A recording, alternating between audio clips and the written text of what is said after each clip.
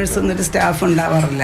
അപ്പം ചെയ്യുന്ന ഡോക്ടറും ചെയ്യുന്ന സിസ്റ്ററും കൂടെ ഇത് ആദ്യമേ ഒന്ന് എണ്ണിയിട്ട് ലാസ്റ്റ് വീണ്ടും ഒന്നും കൂടെ എണ്ണും. അപ്പോൾ ആ എണ്ണത്തിൽ മനസ്സിലെ ഓർമ്മയിൽ എന്തെങ്കിലും പിശക് വന്നു പോയാൽ ഇങ്ങനെ വരാം. പിന്നെ വേറൊന്ന്, ഈ രോഗിക്ക് ഇതിനു മുമ്പ് ഒരു ഓപ്പറേഷൻ ചെയ്തിട്ടുണ്ട്, അന്ന് വന്നതാണോ എന്ന് എങ്ങനെ അറിയാം? ഈ ഓപ്പറേഷനിലാണ് വന്നതെന്ന് എന്താ ഇല്ല, കാണത്തില്ല. അത് ഒമ്മൻ്റെ എല്ലാം കൂടെ മുകളിൽ കയറി നമ്മൾ കാണത്തില്ല.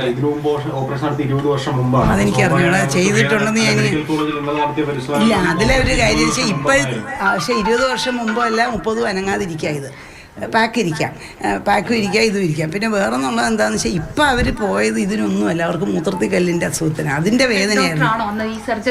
അല്ല, ഞാനല്ല ചെയ്തത്. അല്ല എന്ന് 100% എനിക്കറിയാം. ഞാനല്ല, അന്ന് ഞാൻ റിട്ടയർ ചെയ്യുന്നതിന് തൊട്ട് മുന്നെയാണ്.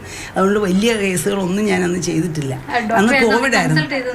കൺസൾട്ട് ചെയ്ത് ഞാൻ യൂണിറ്റ് ചീഫ് ആകുമ്പോൾ നാച്ചുറലി എല്ലാവരും യൂണിറ്റ് ചീഫിൻ്റെ പേരല്ലേ പറയത്തുള്ളൂ. അന്ന് കോവിഡ് ആയതുകൊണ്ട് കോവിഡ് റിലേറ്റഡ് മീറ്റിങ്ങുകളും ഒരുപാട് പ്രശ്നങ്ങളുണ്ടല്ലോ, നമുക്ക് കോവിഡ് റിലേറ്റഡ് ഒത്തിരി കാര്യം ചെയ്യാനുള്ളതുകൊണ്ട് ഞാൻ അതിൽ ഇൻവോൾവ് ആയിരുന്നു. അപ്പോൾ അന്ന് ഒരുപാട് ഓപ്പറേഷനുകൾ ചെയ്തിട്ടില്ല എന്നുള്ളതുകൊണ്ടാണ് ഞാൻ അത്ര ഉറപ്പായിട്ട് പറയുന്നത്. എനിക്ക് ഓർമ്മയില്ല. അന്ന് ഒന്നാമത് പ്രത്യേകിച്ച് കോവിഡ് ആയിരുന്നുകൊണ്ടാണ് കോവിഡിലായിരുന്നു നമ്മുടെ ശ്രദ്ധ മുഴുവൻ. കോവിഡ് ഗർഭിണികൾ പ്രൈവറ്റ് ആശുപത്രിക്കാരൊന്നും എടുക്കുന്നില്ല, എല്ലാം ഞങ്ങളല്ലേ. ദൂരം കോവിഡ് നമ്മൾ പ്രഗ്നൻസി റിലേറ്റഡ് ഒത്തിരി നമ്മളന്ന് ഫുൾ അതിലായിരുന്നു.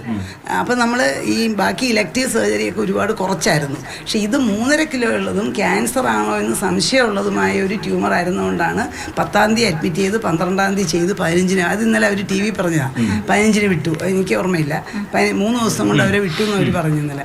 അപ്പോൾ അത്രയും സിൻസിയറായിട്ടും കാര്യമായിട്ടും അവരന്ന് അഡ്മിറ്റ് ചെയ്തിട്ടുണ്ട്.